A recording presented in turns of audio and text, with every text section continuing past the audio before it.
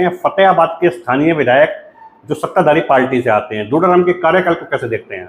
मैं बड़ा दुर्भाग्यशील मानता हूँ अपने फतेहाबाद को, क्योंकि फतेहाबाद एक जिला होने के नाते जो फतेहाबाद का विकास होना चाहिए वो नहीं हो पा रहा है। एक बंदर बाट की कोशिश चल रही है कि किस तरीके से यहाँ का जो पैसा है, जो जनता का टैक्स का पैसा है, जो फतेहाबाद के डेवलपमेंट के लिए आता है, उसको कैसे आपस में बांटा जाए। प्रतिशत की बात करूँ और बिल्कुल इसमें सीधा सीधा हाथ यहाँ के विधायक का, इसमें कोई शक नहीं है। यहाँ रोज मैं अखबारों में पढ़ता हूँ, राजेंद्र खींची जी है, वो सविता टुटेजा जी है, वो आपस में लड़ रहे हैं। नगर परिषद के सारे पार्षद है वो धरने पे बैठ रहे हैं। लक्ष्य जी, 2024 के चुनावों का बिगुल बज चुका है। बिगुल बजने के साथ साथ ही आपके राष्ट्रीय नेता अरविंद केजरीवाल साहब को जेल में डाल दिया गया है। कैसे लड़ पाएंगे? देखिए साहब के हमेशा से हम कहते आ रहे थे कि मोदी तानाशाह है और लोकतंत्र को खत्म कर रहा है, तो कुछ लोग उस बात को मान रहे थे, कुछ लोगों को हमारी बातों पे शक था और कुछ लोग उस चीज़ को देख रहे थे। लेकिन जैसे ही अरविंद केजरीवाल जी को मोदी साहब ने अंदर किया है, तब से लोगों के अंदर क्लियर कट ये मैसेज चला गया है कि तानाशाही शुरू हो चुकी है, देश के अंदर डिक्टेटरशिप लागू हो चुकी है। आज ये लड़ाई जो है ये भारत की जनता बनाम भाजपा बन चुकी है। हमने देश के प्रधानमंत्री नरेंद्र मोदी को तानाशाह की संज्ञा दी है, जबकि केंद्रीय जांच एजेंसी ईडी ने अरविंद केजरीवाल की गिरफ्तारी से पहले माननीय कोर्ट को सैकड़ों पन्ने के सबूत जो है सौंपे हैं। आप बताइए क्या सबूत सौंपे हैं? आप लगातार पिछले 2 साल से ये कहानी चल रही है, आप बताइए क्या सबूत आपको देखने को मिले? दिल्ली वासी जो वोट देते हैं अरविंद केजरीवाल को देते हैं या मुफ्त खोरी को देते हैं? मुताबिक गोवा के चुनाव में 45 करोड़ रुपए हैं आम आदमी पार्टी के द्वारा भेजे गए। आम आदमी पार्टी आम कहाँ रहे? बात आ जाती है, सब बातों में है, सब बयान पे है, सब जैसे मैंने बताया अभी के औरोबिंदो फार्मा के मालिक को 6 महीने तक जेल में रख के उनके बयान बदलवाए गए। पहले उन्होंने बयान दिया मैं अरविंद केजरीवाल को नहीं जानता, और बाद में उन्होंने 6 महीने तक जेल में रहने के बाद और भाजपा को डोनेशन देने के बाद ये बयान दिया कि भी मैं अरविंद केजरीवाल को जानता हूं। उन्होंने अपने बचाने की बात आ गई है या पार्टियों को अपना अस्तित्व बचाने की बात आ गई है? देखिए बात, आज अरविंद केजरीवाल जी जनता के लिए लड़ रहे हैं। अगर उन्हें पर्सनल अपना अस्तित्व बचाना होता है या पर्सनल लड़ाई होती, पैसे की लड़ाई होती, तो वो इतनी बड़ी नौकरी छोड़ के, लोग चपरासी की नौकरी नहीं छोड़ते, उन्होंने इतनी बड़ी नौकरी IRS की नौकरी छोड़ी और उसके बाद लगातार। नमस्कार, मैं हूं तरुण गोयल। हरियाणा की गूंज के विशेष कार्यक्रम आमना सामना में आपका स्वागत है। आज सवालों का कटघरा होगा और कटघरे में आम आदमी पार्टी के राष्ट्रीय परिषद के सदस्य लक्ष्य गर्ग होंगे। लक्ष्य गर्ग से जानेंगे कि 2024 के चुनावों से ठीक पहले उनके नेता अरविंद केजरीवाल को जेल भेज दिया गया है। किस शक्ति के साथ वह 2024 को फतेह कर पाएंगे? बहुत बहुत स्वागत है लक्ष्य गर्ग जी। नमस्कार लक्ष्य जी, 2024 के चुनावों का बिगुल बज चुका है। बिगुल बजने के साथ साथ ही आपके राष्ट्रीय नेता अरविंद केजरीवाल साहब को जेल में डाल दिया गया है। कैसे लड़ पाएंगे? देखिए साहब के हमेशा से हम कहते आ रहे थे कि मोदी तानाशाह है और लोकतंत्र को खत्म कर रहा है, तो कुछ लोग उस बात को मान रहे थे, कुछ लोगों को हमारी बातों पे शक था और कुछ लोग उस चीज़ को देख रहे थे। लेकिन जैसे ही अरविंद केजरीवाल जी को मोदी साहब ने अंदर किया है, तब से लोगों के अंदर क्लियर कट ये मैसेज चला गया है कि तानाशाही शुरू हो चुकी है, देश के अंदर डिक्टेटरशिप लागू हो चुकी है। तो मैं आपको बता दूं और देश की जनता को भी, फतेहाबाद की जनता को भी, लोगों को भी मैं बताना चाहता हूं कि नॉर्थ कोरिया में, चाइना में, रूस में एक बार लोकतंत्र चला गया तो दोबारा लोकतंत्र की बहाली नहीं हुई। तो हमने बड़ी मेहनत से, हमारे शहीदों ने शहादत दी है, बहुत से शहीदों ने शहादत दी है, बहुत से स्वतंत्रता संग्रामियों ने मेहनत की है, तब जाके हमें स्वतंत्रता मिली है। तो आज ये लड़ाई जो है ये भारत की जनता बनाम भाजपा बन चुकी है, क्योंकि अभी लेटेस्ट भी हमने जो हमारे सीतारमन जी, हमारी फाइनेंस मिनिस्टर थी, एक बहुत बड़ी बात है कि उन्होंने इलेक्शन लड़ने से मना कर दिया। उन्होंने कहा मेरे पास पैसा नहीं है, और उन्होंने धन्यवाद किया शीर्ष नेतृत्व का कि उन्होंने मेरी जो बात थी वो स्वीकार कर ली है। तो कहीं ना कहीं इसमें भी बहुत बड़ा कोई रहस्य है। उनके जो पति हैं उन्होंने स्पष्ट तौर पे बयान दिया है कि इलेक्टोरल बॉन्ड है एक बहुत बड़ा घोटाला है, सबसे बड़ा, विश्व का सबसे बड़ा घोटाला है। और इस घोटाले के बाद जो स्थिति बनी है, आने वाले 2024 के चुनाव है वो जनता और भाजपा के बीच में चुनाव है। आपने देश के प्रधानमंत्री नरेंद्र मोदी को तानाशाह की संज्ञा दी है, जबकि केंद्रीय जांच एजेंसी ईडी ने अरविंद केजरीवाल की गिरफ्तारी से पहले माननीय कोर्ट को सैकड़ों पन्ने के सबूत जो है सौंपे हैं। बावजूद उसके आप तानाशाह कह रहे हैं? आप बताइए क्या सबूत सौंपे हैं? हम्म, आप लगातार पिछले 2 साल से ये कहानी चल रही है। आप बताइए क्या सबूत आपको देखने को मिले हैं? अभी जो इलेक्टोरल बॉन्ड के अंदर जो खुलासा हुआ है, जिनको इन्होंने अप्रूवर बनाया है, और औरोबिंदो फार्मा कंपनी के मालिक हैं चंद्रशेखर जी रेड्डी जी, जो 25,000 से 30,000 करोड़ का उनका टर्नओवर बताते हैं साल का। सबसे पहले तो इतने बड़े आदमी को इन्होंने जेल में रखा, 6 महीने तक प्रताड़ित किया, उसके बाद वो अप्रूवर बने। और उस बीच जो ट्रांजैक्शन, जो एक किसी भी मनी लॉन्ड्रिंग केस के अंदर हमें मनी ट्रेल ढूंढनी होती है, भी पैसा जा कहाँ रहा है। वो कह रहे कि 100 करोड़ रुपए आम आदमी पार्टी को दिए, लेकिन आज तक 2 साल के अंदर वो इस चीज को नहीं ढूंढ पाए हैं, कि किसी तरीके का सबूत नहीं ढूंढ पाए हैं। लेकिन इलेक्टोरल बोर्ड का खुलासा होने के बाद ये सबूत जरूर मिल गया है कि उस कंपनी के मालिक ने जो 60 करोड़ रुपए भाजपा को दिए, जो कि लिखित में है, जो बैंक के अंदर एंट्री है, जो व्हाइट में गया है, तो ये ईडी पैसा ही ढूंढ रही थी, वो पैसा उनको मिल गया, वो पैसा भाजपा को गया है। तो उससे भी ये स्पष्ट होता है कि ये सीधा सीधा एक तानाशाही रवैया है। ये सिर्फ अरविंद केजरीवाल जी को फंसाने के लिए ये साजिश रची गई, क्योंकि आज के समय में अरविंद केजरीवाल जी के लिए एक बहुत बड़ी ताकत बने हुए हैं, बहुत बड़ा चैलेंज बने हुए हैं नेशनल लेवल पे। आज अरविंद केजरीवाल जी की बात को हर एक व्यक्ति सुनता है, वो तथ्यों को ढूंढ के लाते हैं। आम आदमी पार्टी इनसे कहीं भी दबती नहीं है। आम आदमी पार्टी इनका छाती ठोक के मुकाबला करती है। हमने अभी देखा दिल्ली के अंदर जब चुनाव हुए, उन्होंने कितनी धांधलियां करने की कोशिश करी, 2 साल तक कोशिश करी, लेकिन आम आदमी पार्टी के वर्कर इतने कर्मठ हैं, क्रांतिकारी हैं, इंटेलिजेंट मैं कहूँगा, सोच समझ के राजनीति करते हैं, तो वो इनके काबू में नहीं आए और दिल्ली हमने फिर से क्लीन स्वीप कर दी। उसके बाद एमसीडी, जो वर्ल्ड की सबसे भ्रष्ट संस्था मानी जाती थी, जिसपे भाजपा का पिछले 20-30 सालों से राज था, वो राज इनसे छीन लिया। 1.5-2 सालों तक वो भी इन्होंने नहीं होने दिया चुनाव। उसमें भी इन्होंने बहुत सारी धांधलियां करने की कोशिश करी, उस समय अलग अलग गंदी हरकतें करी, लेकिन वहां पे भी आम आदमी पार्टी इनके काबू में नहीं आई और इनसे, इनकी हलक से एमसीडी को हमने छीन लिया और आज दिल्ली के अंदर काम हो रहे हैं। और करंट उदाहरण आपने देखा किस तरीके से चंडीगढ़ के अंदर मेयर के चुनाव थे, उसमें भी इन्होंने धांधली करी, आंखों के सबके सामने धांधली करी। कहीं ना कहीं इस मामले में मैं कहूँगा कि कांग्रेस इनसे चूक जाती है। कांग्रेस इस तरीके से इनका मुकाबला नहीं कर पाती, क्योंकि कांग्रेस अपने ही लीडरों में उलझी हुई है। और आम आदमी पार्टी की जो एक कहते हैं ना हदार नींव, वो नींव इतनी मजबूत, ईमानदार नींव अरविंद केजरीवाल जी ने रखी है कि उसके लीडर ना बिकते हैं ना टूटते हैं। तो जो चंडीगढ़ के अंदर जो हुआ, वो भी हम इनकी हलक से, हमारा जो जनता ने हमें चुना था, तो उनकी हलक से हम अपना फैसला निकाल रहे। और पूरे देश के अंदर इनकी इतनी बदनामी हुई उस मामले को लेके, तो उसके बाद ये बिल्कुल बुखला गए। और बुखलाहट में भाजपा हमेशा से इस तरीके के फैसले लेती है, तो अभी भी इन्होंने बुखलाहट में फैसला लिया है। आज हम लोग गाँवों में जाते हैं, लोगों के अंदर इतना, कल मैं दिल्ली भी पहुंचा था, दिल्ली के अंदर जो इंडिया गठबंधन की रैली थी, तो लोगों के अंदर इतना गुस्सा है, लोगों को बिल्कुल क्लियर कट ये आज एहसास हो रहा है और एक अंदर से आह निकल रही है कि इतने बड़े मुख्यमंत्री को बिना किसी कारण के, बिना किसी सबूत के इन्होंने जेल में डाल दिया। और जो आज करंट की डेवलपमेंट आप देख रहे हैं, 14 दिन की जुडिशियल कस्टडी में उनको भेज दिया गया है, जो कि अपने आप में एक, क्योंकि 11 दिन से ईडी उनकी हिरासत में वो है, लेकिन ईडी की तरफ से कोई बयान नहीं आया कि 11 दिन में उनको क्या मिला क्या नहीं मिला। और उन्होंने 14 दिन की कस्टडी पे फिर से केजरीवाल जी को भेज दिया है, जो एक छोटी सी बात हो रही है कि 14 दिन की कस्टडी में हम उसे भेजते हैं जिससे हमें रिस्क हो कि वो भाग जाएगा या सबूतों के साथ छेड़छाड़ करेगा। 2 साल से ये केस चल रहे हैं, वो सिटिंग चीफ मिनिस्टर है, वो अब क्या छेड़छाड़ करेंगे? 2 साल से उन्होंने कोई छेड़छाड़ नहीं करी। दिल्ली वासी जो वोट देते हैं, अरविंद केजरीवाल को देते हैं या मुफ्त खोरी को देते हैं? अरविंद केजरीवाल जी को, जो दिल्ली की जनता है, वो काम को वोट देती है।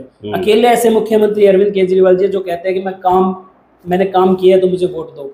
मैं आपको बताऊं कि आम आदमी पार्टी ने राजनीतिक परिभाषा को बदल दिया है। हम लोगों की लड़ाई है, राजनीति को बदलने की लड़ाई है। आज दिल्ली के अंदर आम आदमी पार्टी बनी, उसके बाद आम आदमी पार्टी के कैंडिडेट जो आम परिवारों से थे, आम लोग थे, वो चुनाव में उतरे, उनको टिकटें मिली, उन्होंने इलेक्शन लड़ा और वो जीते। और उन्होंने जनता के लिए अलग अलग मुद्दों के ऊपर काम किया। ईडी के मुताबिक गोवा के चुनाव में 45 करोड़ रुपए हैं आम आदमी पार्टी के द्वारा भेजे गए। आम आदमी पार्टी आम कहाँ रह गई? फिर वही बात आ जाती है, सब बातों में है, सब बयान पे है, सब जैसे मैंने बताया अभी के औरोबिंदो फार्मा के मालिक को 6 महीने तक जेल में रख के उनके बयान बदलवाए गए। पहले उन्होंने बयान दिया मैं अरविंद केजरीवाल को नहीं जानता, और बाद में उन्होंने 6 महीने तक जेल में रहने के बाद और भाजपा को डोनेशन देने के बाद ये बयान दिया कि भी मैं अरविंद केजरीवाल को जानता हूं, उन्होंने अपने बयान बदले और वो उस समय हमारे साथ थे जिस समय डील हुई थी। तो कहने का मतलब ये है कि ये सब बातों में कन्फेशनल स्टेटमेंट्स है, इसमें कहीं पे भी किसी तरीके को इन्वेस्टिगेशन, कोई डायरेक्ट प्रूफ कहीं नहीं निकल के आता। डायरेक्ट प्रूफ जो निकल के आया वो 60 करोड़ का निकल के आया है। तो ये इन बातों का जवाब देने का कोई वो नहीं है कि जिन बातों का कोई सबूत नहीं निकल के आया। ये ईडी की कार्यवाही है जो चल रही है और ईडी मान नहीं रही। आज 14 दिन की न्यायिक हिरासत में अरविंद केजरीवाल को भेज दिया गया है। कार्यकर्ताओं का जोश तो ठंडा पड़ गया होगा ना? देखिए, हमें दुख है, कार्यकर्ता को अंदर से दुख है, लेकिन अरविंद केजरीवाल जी का, आम आदमी पार्टी का एक एक कार्यकर्ता क्रांतिकारी भगत सिंह के राह पे चलने वाला, उनके विचारों से उनको वो अपने आप को सींचता है। और हम लोग क्रांतिकारी है, हमने बहुत सी मुसीबतें देखी है, अरविंद केजरीवाल जी ने भी बहुत सारी मुसीबतें देखी है, संघर्ष भरा जीवन उनका रहा है। उसी तरीके से अरविंद केजरीवाल जी के आम आदमी पार्टी के कार्यकर्ता है, उनका जीवन भी संघर्ष से भरा है और वो लोग और मजबूत होकर निकलेंगे। अब तो आरामदायक जीवन जो है बिता रहे होंगे ना केजरीवाल जी। घर में पर्दे, उनके घर में उनके पर्दों की बात कर लीजिए, घर के उनकी ड्राइंग रूम की बात कर लीजिए, बेडरूम की बात कर लीजिए, करोड़ों रुपए बा दिए गए। अरविंद केजरीवाल जी सिर्फ एक अपने घर में रह रहे हैं और घर को मेंटेन करना तो हर किसी का हक है। घर में इतने बड़े बड़े नेता सभी लोग आते हैं, वो एक नॉर्मल सी बात है। मुद्दे तो जब यहाँ पे 15-15 हज़ार 20-20 हज़ार के इलेक्टोरल बॉन्ड लूटे जा रहे हैं देश के व्यापारियों से, देश के पॉलिटिशियन से, तो मुद्दे तो वो है। ये भी एक हमारे लिए शर्म की बात है जो हमारी गोदी मीडिया है, जो आज 138वें स्थान पे खड़ी होती है देश वो इंटरनेशनल लेवल पे मीडिया के जो हमारा जो पैमाना है, जो मेजरिंग एलिमेंट है, उसमें 200 देशों में से 138वें स्थान पे रहती है। और वो आज बड़े घमंड के साथ इस तरीके के जो मुद्दे उठाती है जिनका जनता से कोई मतलब नहीं है। जनता को बिजली, पानी, शिक्षा, स्वास्थ्य और इस तरीके के मुद्दे चाहिए जो उनके जीवन को आसान बनाए। लेकिन जनता के सामने कभी अरविंद केजरीवाल जी के घर में क्या चल रहा है, कभी इस तरीके के मुद्दे उठाए जा रहे हैं जिनका जनता के पर्सनल डेवलपमेंट से या सिटी के या राज्य के या नेशनल डेवलपमेंट से कोई मतलब नहीं बनता। तो ये तो मैं गोदी मीडिया अन्य पार्टी के नेताओं का कहना है कि अरविंद केजरीवाल जी दिशा से भटक गए हैं। जिस मकसद से राजनीति में आए थे वो मकसद उन्होंने खो दिया है। कितना आप समन्वय रखते हैं? देखिए, अरविंद केजरीवाल जी ने जो दिशा पकड़ी थी, आज उसी वजह से अरविंद केजरीवाल जी इतनी बड़ी मुसीबतों को झेल रहे हैं। क्योंकि आज हम खुद देख रहे हैं कितने नेताओं का, हमारे हरियाणा की बात कर लीजिए, यहाँ कुलदीप बिश्नोई जी बैठे हैं जिन पे ईडी की रेड पड़ी थी और बाद में भाजपा में शामिल होकर इलेक्शन लड़े। नवीन जिंदल जी की बात कर लीजिए, इनके ऊपर ईडी की रेड पड़ी, कोयला घोटाले का इनके ऊपर आरोप लगा, काफ़ी सारी इनकी इन्वेस्टिगेशन हुई, लेकिन आज ये भाजपा में शामिल हो गए तो भाजपा की वॉशिंग मशीन में साफ हो गए। इसी तरीके से कितने ही लीडर, ये तो हमारे लोकल लीडरशिप से हम अंदाजा लगा सकते हैं। गोपाल कांडा जी है जिनके ऊपर इतनी बड़ी एलिगेशन रेप की भी लगी और वो आज बिल्कुल पाक साफ होके निकल के भाजपा में ज्वाइन कर गए तो पाक साफ हो गए। इसी तरीके से हजारों उदाहरण है नेशनल लेवल पे, कितने बड़े बड़े लीडर्स हैं जो इनकी वॉशिंग मशीन में गए और वॉशिंग मशीन से साफ होकर निकल गए। अगर अरविंद केजरीवाल जी ने भी इनकी बात को मान लिया होता तो आज वो भी बिल्कुल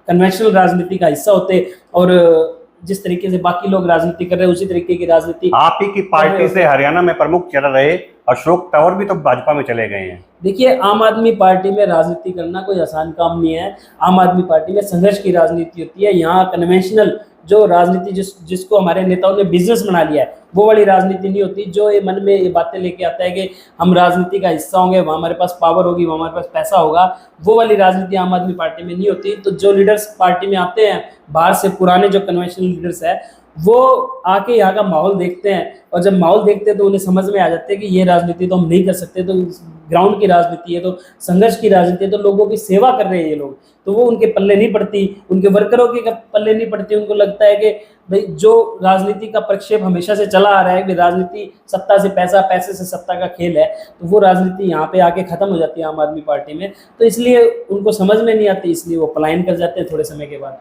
हरियाणा में जो आम आदमी पार्टी ने कांग्रेस से हाथ मिला लिया है। अरविंद केजरीवाल कभी है पानी पी पी कर है कांग्रेस को कोसते थे। दिल्ली की पूर्व मुख्यमंत्री जो कांग्रेस से शीला दीक्षित थी उनको अंदर डालने की बात करते थे। न शीला दीक्षित अंदर गई और हरियाणा के अंदर तो गठबंधन भी हो गया कांग्रेस से। देखिए, ये मैं मोदी जी की कार्यशैली के ऊपर बात करूंगा कि मोदी जी की कार्यशैली इतनी भयावह और भयानक है कि अलग अलग विचारधाराओं के लोगों को भी साथ में आना पड़ रहा है। अलग अलग विचारधारा के लोगों, क्योंकि आज देश बचाने की बात आ गई है। जब देश बचाने की बात आ जाती है तो हमें कहीं ना कहीं अपने पर्सनल एजेंडा से, पर्सनल रोकना चाह रहा हूं, देश बचाने की बात आ गई है या पार्टियों को अपना अपना अस्तित्व बचाने की बात आ गई है? देखिए, बात आज अरविंद केजरीवाल जी जनता के लिए लड़ रहे हैं। अगर उन्हें पर्सनल अपना अस्तित्व बचाना होता है या पर्सनल लड़ाई होती, पैसे की लड़ाई होती, तो वो इतनी बड़ी नौकरी छोड़ के, लोग चपड़ासी की नौकरी नहीं छोड़ते, उन्होंने इतनी बड़ी नौकरी, आईआरएस की नौकरी छोड़ी और उसके बाद लगातार सड़कों पे घूमे, संघर्ष किया, लोगों में जागरूकता लाए। कल मैं एक ट्रेन के अंदर बात कर रहा था किसी से, कोई मोदी भगत मुझे मिला था, तो वो उससे बहस चल रही थी, तो बहस में आया कि मैं तो टैक्स ही नहीं भरता। मैंने कहा आप टैक्स क्यों नहीं भरते? बोला मैं इनकम टैक्स भरता ही नहीं। अरे तो मैंने कहा आप और कितने टैक्स भरते हो? आप इतना सामान खरीदते हो, सब में आपका टैक्स जा रहा है। तब उसको समझ में आई कि हाँ मैं टैक्स भरता हूँ। तो लोगों को यही नहीं पता आज भी कि मैं टैक्स भरता हूँ कि नहीं भरता। वो आंदोलन भी वो इतने पुराने समय से चला रहे हैं, लोगों को गली गली घर घर जाकर उन्होंने बताया कि भाई आप इनडायरेक्ट टैक्स कितना भरते हैं, आपके टैक्स से सरकारें चल रही है, लोगों को जागरूक किया। तो उस संघर्ष से वो निकल के आए हैं। तो मतलब यही बात है।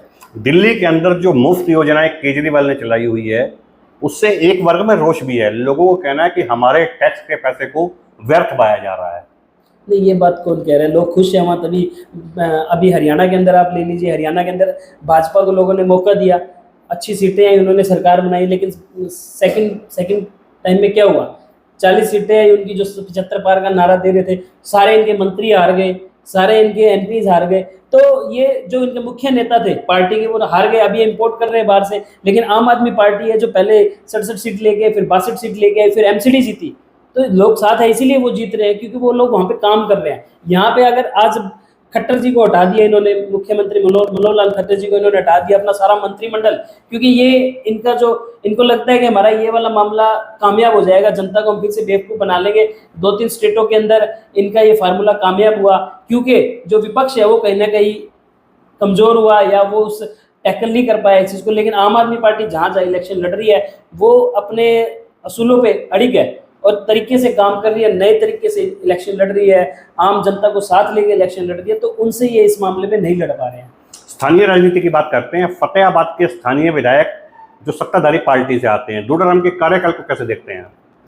देखिए, मैं मतलब बड़ा दुर्भाग्यशील मानता हूँ अपने फतेहाबाद को, क्योंकि फतेहाबाद एक जिला होने के नाते जो फतेहाबाद का विकास होना चाहिए वो नहीं हो पा रहा है, क्योंकि यहाँ भी वही कन्वेंशनल राजनीति बहुत बुरे तरीके से चल रही है। आज यहाँ पे जैसे अलग अलग संस्थाओं में यहाँ के विधायक का हाथ रहता है, अलग अलग संस्थाओं में राजनीति तौर पे फुल फ्लेज सिस्टम इनका रहता है। ये फुल फ्लेज छेड़छाड़ हर राजनीतिक संस्था में करते हैं, चाहे हमारी जिला परिषद की संस्था हो, चाहे हमारी नगर परिषद की संस्था हो। हम देख रहे हैं लगातार किस तरीके की राजनीति यहाँ पे चल रही है। लोगों का प्यार प्रेम तो बिल्कुल खत्म हो चुका है। सारा दिन के लड़ाई झगड़े, एक बंदर बाट की कोशिश चल रही है कि किस तरीके से यहाँ का जो पैसा है, जो जनता का टैक्स का पैसा है, जो फतेहाबाद के डेवलपमेंट के लिए आता है, उसको कैसे आपस में बांटा जाए। इस चीज की लड़ाई यहाँ साफ देखने को मिलती है अगर मैं नगर परिषद की बात करूं। और बिल्कुल इसमें सीधा सीधा हाथ यहाँ के विधायक का, इसमें कोई शक नहीं है। यहाँ रोज मैं अखबारों में पढ़ता हूँ, राजेंद्र खींची जी है, वो सविता टुटेजा जी है, वो आपस में लड़ रहे हैं। नगर परिषद के सारे पार्षद है वो धरने पे बैठ रहे हैं। और फतेहाबाद के अंदर लाइटों का पैसा खाया जा रहा है, कोई गलियों का पैसा खाया जा रहा है, विकास के नाम पे काम जीरो हो रहा है, क्योंकि इनकी बैठकें ही नहीं हो रही, इनकी आपस में लड़ाइयाँ इतनी ज्यादा है। ये उदाहरण तो सिर्फ नगर परिषद का है। और नगर परिषद के बाद में जिला परिषद की बात करूं तो इसमें कोई शक नहीं है कि जिस दिन नए नए लोग जिला पार्षद बने, वो कुछ सोच के आए होंगे हम राजनीति करेंगे, जनता के लिए काम करेंगे। लेकिन पहले तो उनकी मंडी लगी, उनकी बोलियां लगी, और यही विधायक लोग उनकी बोलियां लगवाने में थे, और उन लोगों का आपस में पैसे का लेन देन किया गया, उनके वोट खरीदे बेचे गए, और उसके बाद फतेहाबाद की जनता ने जिस लिए वोट दिया था वो सब खत्म। उसके बाद कोई जिला पार्षद काम नहीं कर रहा, कुछ नहीं कर रहा, कोई चेयरमैन बन गया, कोई उप चेयरमैन बन गया। आप लोग कभी आवाज नहीं उठाते हैं, चुप क्यों रहते हैं आप लोग? लगातार हम अलग अलग मुद्दों पे आवाज उठाते हैं। जो भी फतेहाबाद के मुद्दे रहते हैं, पीछे यहाँ से जो हमारा मेडिकल कॉलेज है वो हमारे विधायक जी की कमजोरी की वजह से टोहाना में चला गया, और जहाँ जहाँ इस तरीके की जो करप्शन की बातें आती है, जो हमारा यहाँ प्रॉपर्टी आईडी का मुद्दा था, जो याशी कंपनी का प्रॉपर्टी आईडी का मुद्दा था, उसकी वजह से भी फतेहाबाद बहुत परेशान था। वो हमने बड़े लेवल पे उठाया हरियाणा के अंदर, और वो मुद्दा हमने उठाया, उस वजह से याशी का जो टेंडर था वो रद्द हुआ। फतेहाबाद के अंदर आम आदमी पार्टी के नेता जब जब भी सरकार को घेरने के लिए आते हैं संख्या बल नहीं दिख पाता है। कुछ दो चार चेहरे वही चेहरे हैं जो 10 साल पहले भी देखे जाते थे, 5 साल पहले भी देखे जाते थे और आज भी देखे जाते हैं। मेजोरिटी नहीं साथ कर पाते हैं आप लोग। देखिए फतेहाबाद के अंदर बहुत बड़े बड़े प्रोग्राम हुए हैं। रूटीन के जो धरना प्रदर्शन होते हैं उनमें लोग बाग आते भी, ऐसी बात नहीं है, लेकिन इतने बड़े बड़े धरना प्रदर्शन हमने, इतने बड़े बड़े आंदोलन फतेहाबाद के अंदर किए हैं। अभी रिसेंटली हमारी जो मीटिंग थी यहाँ रोडवंश धर्मशाला के अंदर, लगभग 700-800 लोग उस मीटिंग के अंदर थे। तो ऐसी बात नहीं है, जब हमें ताकत दिखानी होती है तो हम ताकत भी पूरी दिखाते हैं, और जब हमें मुद्दों पे बात करनी होती है तब हम मुद्दों पे भी बात करते हैं। तो बहुत अच्छा टोहाना, फतेहाबाद और रतिया हमारा बड़ा मजबूती के साथ उभर रहा है, चल रहा है। और ये पंजाब बेल्ट भी लगती है, तो यहाँ तो बहुत आम आदमी पार्टी को सबसे ज़्यादा उम्मीद ही फतेहाबाद और सिरसा जिले से रहती है, क्योंकि यहाँ पे हमारा संगठन बहुत मजबूत है। भट्टू मंडी के अंदर किसान जो है सेम की समस्या से पीड़ित है। पिछले दिनों काफी दिनों तक धरने पर भी बैठे रहे। आम आदमी पार्टी का कोई भी नुमाइंदा किसानों के पास नहीं पहुंचा। क्या देखिए ये आप मिस इन्फॉर्मेशन है आपके पास मेरे ख्याल से। मैं आपको बता दूं उस आंदोलन के बाद, बहुत बढ़िया कि आपने ये बात छेड़ी है। और इस जिस तरीके से मैं आपको बता रहा था कि आम आदमी पार्टी मुद्दे सारे है फतेहाबाद के अंदर उठाती है, उस आंदोलन के अंदर मैं लगातार सक्रिय था। इवन उस आंदोलन में तो मेरी जो धर्मपत्नी जी हैं वो भी अग्रवाल संगठन की प्रधान है, तो एज ए अग्रवाल संगठन की प्रधान के नाते भी वो वहाँ समर्थन दे के आई थी। और हमारे आम आदमी पार्टी के मीडिया कोऑर्डिनेटर दीपक भाम्बू जी और आम आदमी पार्टी के वरिष्ठ लीडर अनिल बेनीवाल जी वहाँ भूख हड़ताल पे बैठे थे। 5 दिन की वो भूख हड़ताल पे बैठे थे, जिससे कि ऊपर तक प्रशासन हिल गया था। और उसके बाद उनकी भूख हड़ताल की वजह से वो आंदोलन को कामयाब होने में जल्दी कामयाब हो गया, क्योंकि ऊपर तक प्रशासन को टेंशन होगी कि 2 लड़के भूख हड़ताल पे बैठे हैं। तो वो भी हमारी रणनीति थी, तो उस वजह से भी आंदोलन को कामयाबी मिली। और अलग अलग गांवों में हमारे जो साथी थे, हमारे ब्लॉक के अध्यक्ष दलबीर बेनीवाल जी हैं, पीली मंदोरी से हमारे ब्लॉक के किसान ब्लॉक के अध्यक्ष है जो जाखड़ साहब है, विजय जाखड़ जी है, कड़वासरा जी है। तो सभी आम आदमी पार्टी के जो वर्कर थे हमारे, वो फुल फ्लैज इस आंदोलन के अंदर साथ थे। आज जब आपको अपने स्टूडियो में लाने से पहले मैं भट्टू क्षेत्र का दौरा कर रहा था, लोगों ने कहा कि हमारा युवा चेहरा, हमारा युवा बेटा लक्ष्य गर्ग जब चुनाव में उतरा था तो हमने दिल से साथ दिया था। लेकिन पिछले 5 वर्षों में लक्ष्य गर्ग ऐसा कुछ भी नहीं कर पाया भट्टू वासियों के लिए जिससे कि भट्टू वासी उन पर गर्व कर सके। कहाँ कमी रह गई? देखिए मुझे नहीं पता आपने किससे कैसे इस बारे में बात करी। मैं बताऊंगे, हमेशा से एक मेरी खुद की एक अपना एक नज़रिया होता है, तो मेरा हमेशा से कुछ बदलाव का, कुछ अच्छा करने का नज़रिया रहा है। छोटी सी उम्र से ही, मैं छोटी उम्र में भी जब हिसार जाता था ट्रेन से कई बारी, तो मैं देखता था कि भी प्लेटफॉर्म है वो नीचे था हमारा, पटरी से भी नीचे प्लेटफॉर्म था हमारा। और डेली बड़े बूढ़े बच्चे हैं, बड़े हैं या लेडीज़ है, वो गिरती थी डेली, 2-4 गिरते थे। मुझे बड़ा आहत हुआ उस बात से। तो मैंने ट्रेन में चलते चलते 2-4 साथियों के साथ बैठ के इस बात पे चर्चा करी, और फिर हमने RTI लगाई। और उस RTI में हमने पता करा, क्योंकि आदमपुर का प्लेटफॉर्म थोड़ा ऊंचा था, तो हमने उन चीज़ों के बारे में पता किया भी क्यों ऐसा है। तब फिर हमने, किसी ने कहा कि इनकम की वजह से ऐसा होता है, हमने RTI लगाई। RTI लगाने के बाद हमें पता लगा कि भट्टू रेलवे स्टेशन की इनकम 45 लाख है और आदमपुर की 5 लाख की इनकम है। तो हमने वो कागज़ इकट्ठे किए सारे, और भट्टू के रेलवे स्टेशन को फतेहाबाद के लोग भी यूज़ करते हैं। तो और यहाँ पे कार्गो का भी सामान भी आता है लोगों का, ट्रांसपोर्ट का भी बहुत मोटा एक जंक्शन है। तो उन सब चीज़ों को हमने बात को ऊपर तक रखा।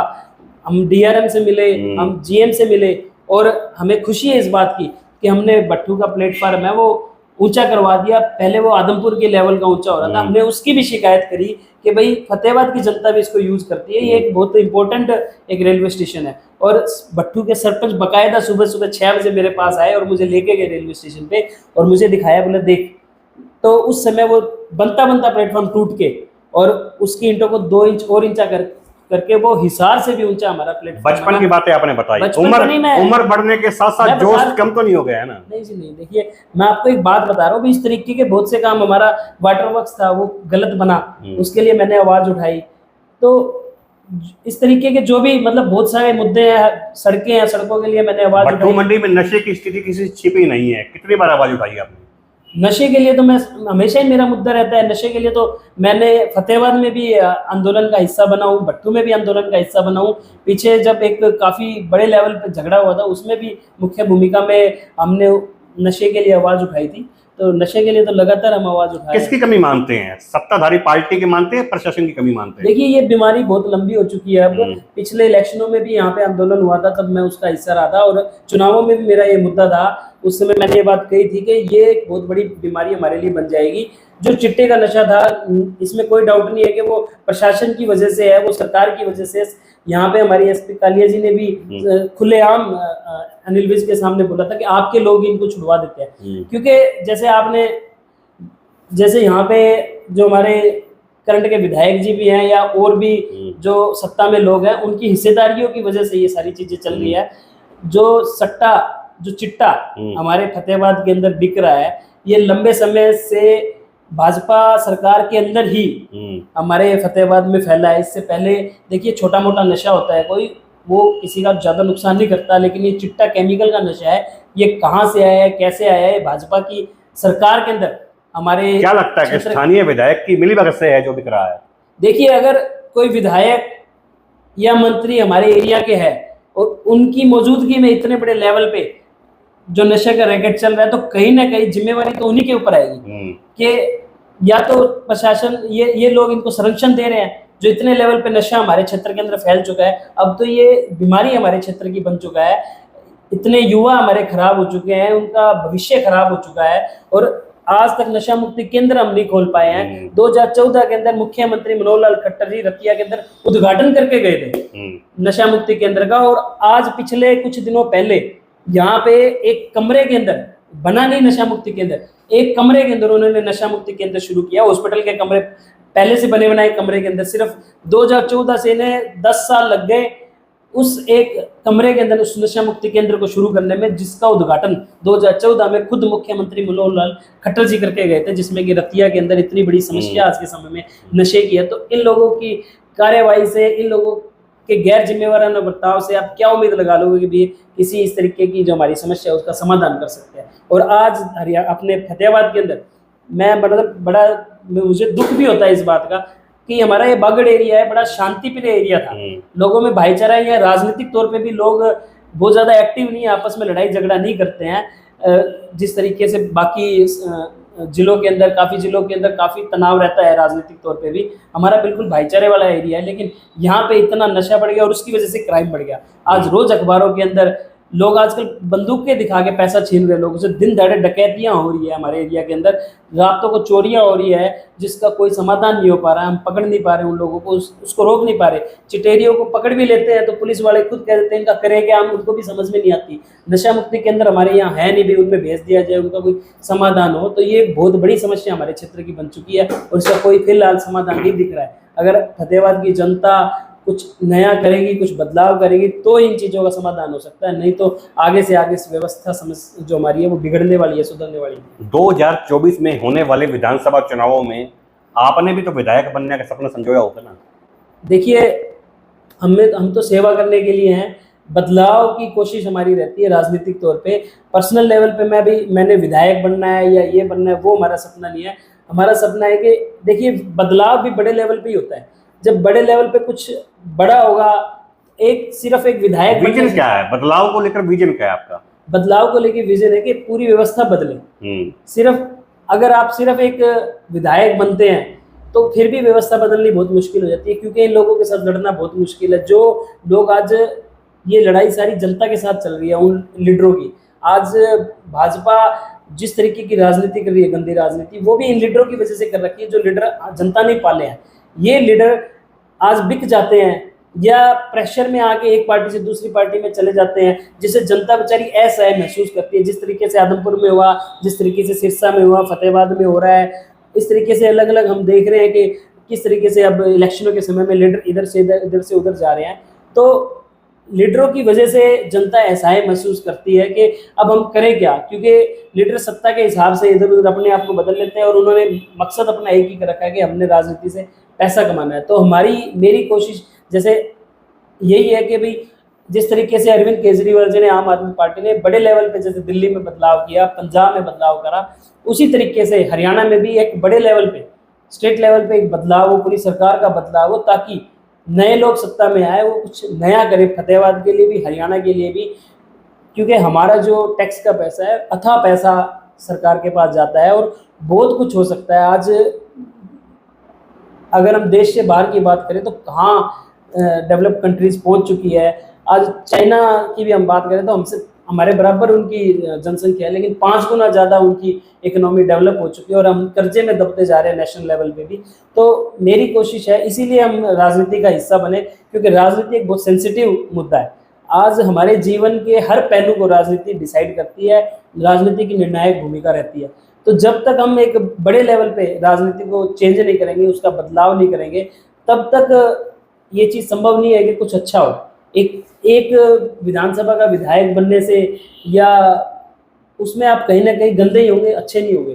तो मेरी कोशिश है कि बड़े लेवल पे एक ऐसा बदलाव हो जिसमें पूरी व्यवस्था है वो करवट ले, ताकि कुछ अच्छा हो सके। फतेहाबाद से आम आदमी पार्टी के नेता लक्ष्य गर्ग को आप सुन रहे थे, जिन्होंने अपने नेता अरविंद केजरीवाल की गिरफ्तारी पर प्रधानमंत्री नरेंद्र मोदी को घेरते हुए कहा कि नरेंद्र मोदी सरकार है, तानाशाह सरकार हो गई है, जिन्होंने एक सिटिंग सीएम को 14 दिन की न्यायिक कस्टडी में भेज दिया है। वहीं इन्होंने साफ तौर पर कहा है कि रशिया वह चीन के अंदर जब एक बार लोकतंत्र चला गया था तो दोबारा लोकतंत्र लौट कर नहीं आया है। इन्होंने इशारों में साफ कह दिया है कि यदि इस बार भी भाजपा सरकार सत्ता में आती है तो लोकतंत्र बचेगा, इसकी वे गारंटी नहीं दे सकते हैं। वहीं स्थानीय स्तर की राजनीति के बारे में बातचीत करते हुए कहा है कि फतेहाबाद के भाजपा सत्ताधारी पार्टी के जो विधायक दुड़ाराम है, उनका कार्यकाल टोटल फेलियर रहा है। उनके कार्यकाल में बढ़ता नशा एक चिंता का विषय है, लेकिन उनकी चुप्पी से साफ पता चलता है कहीं ना कहीं उनकी मिली भगत जो है नशा बिक रहा है। तो वहीं उन्होंने विधायक बनने के सवाल पर कहा कि विधायक बनने या ना बनने का सवाल नहीं है, वह जनता के सेवक है और पार्टी के सेवक है। एक बदलाव के लिए वह राजनीति में आए थे और बदलाव करने के लिए विधायक बनना चाहते हैं।